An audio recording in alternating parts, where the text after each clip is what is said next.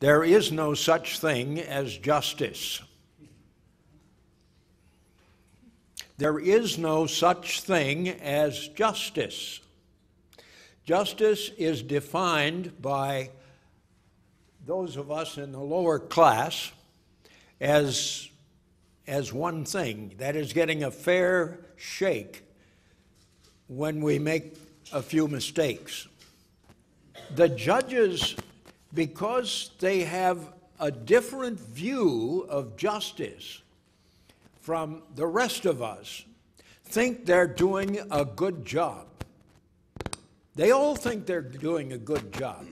They're being thoroughly responsible, they think. From my point of view, someone who sees it from below, they're doing quite a poor job. Some of them a miserable job, some of them not so bad. But in addition to the judges at the top of our system, we have then the public defenders, who by and large are doing a pretty poor job.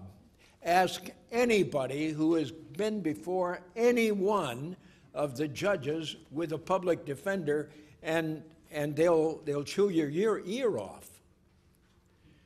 In addition to that, the probation department is known far and wide for its tendency to punish people for very minor things. There were some inherent problems in the way that Monroe County has been dealing with these criminal justice issues.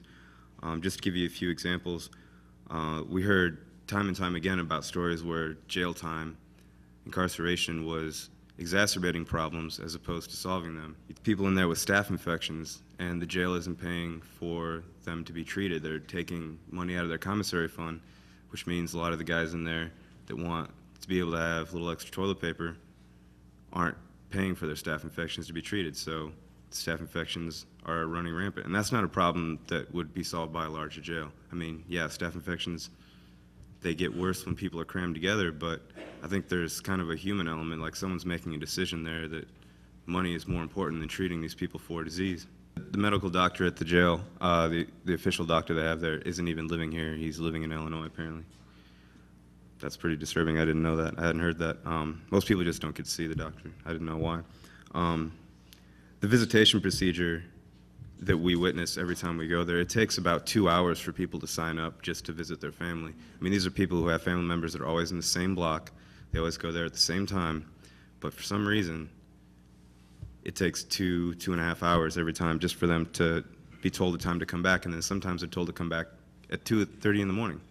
And I don't think, again, that's not a problem that has to do with the size of the facility. That's a problem of the staff and the mentality of the people that run the facility.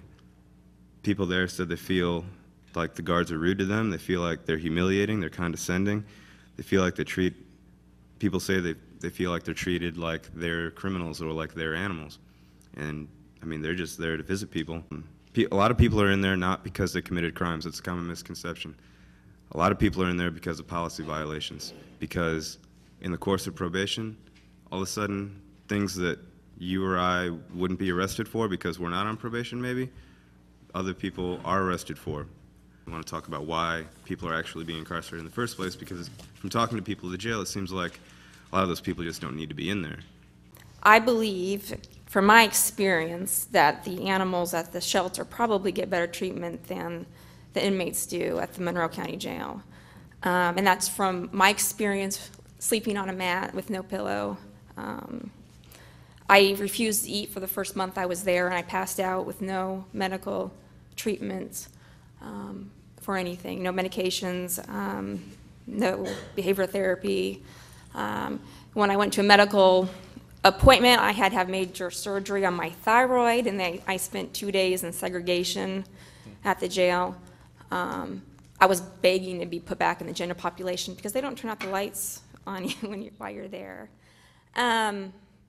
But I was shackled going to my doctor's appointments by my feet, by my hands, in orange, which is not my color. And People were afraid of me, and I was being escorted by a sheriff. Anybody else who's gone through any kind of diversion program, probation, or anything like that, having to do simple things like a UDS, which is a urine drug screen, is the most demeaning, thing that you'll have to do, is to actually pee in front of somebody and watch you. When I hear a statement that Judge Todd seems to believe that we are there by our choice, I vehemently oppose to this statement.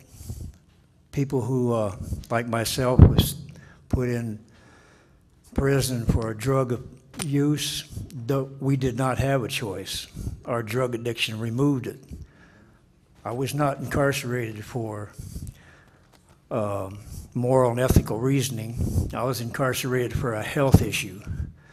The system of changing social deviant behavior through incarceration was begun by the Quakers, and it caught on and got out of control.